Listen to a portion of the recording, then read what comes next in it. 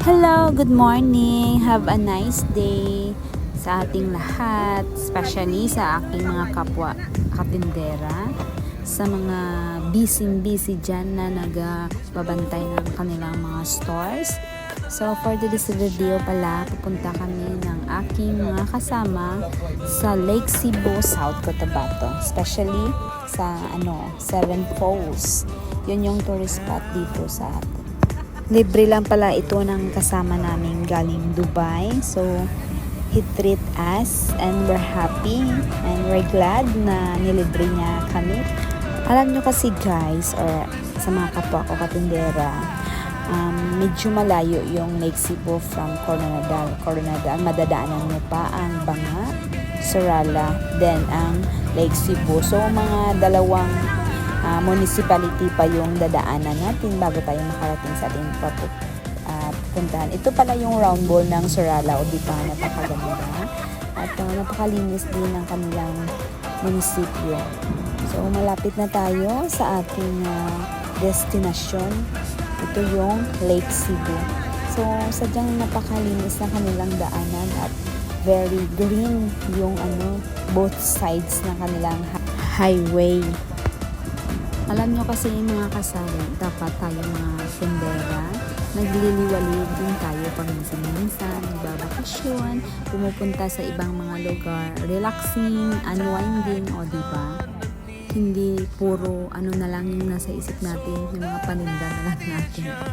So this time, this is it. Nakarating na tayo dito sa Punta Isla. Ito yung pinakamagandang tourist spot dito sa Lake Cebu.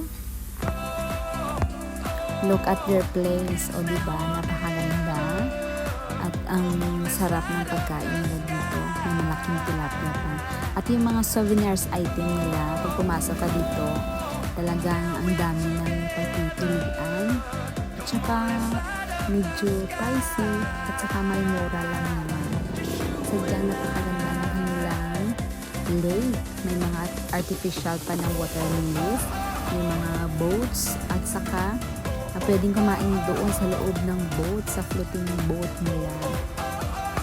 Dumating kami sa kanilang places siguro mga 12:30. Tapos nag-order na kami. Kaso lang hindi pala pwedeng mag-order ka agad. So maghihintay pa kami ng 2 hours, kaya napag-isipan namin lumipat na lang sa ibang kainan. Kaya mga kasari, kung malapit mo lang kayo dito sa South Cotabato, try nyo mag-pasyal dito sa Lake Cebu. Talagang ang ganda ng kanilang place. So ayun, nandito na kami sa loob ng Corbada Resto. Maganda dito yung place nila at saka malamig ang simoy ng hangin, sariwang-sariwa, presko at saka ang linis ng kanilang place.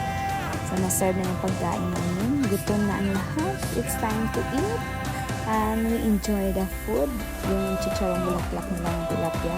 Papaitang tilapia at saka yung inihaw na tilapia.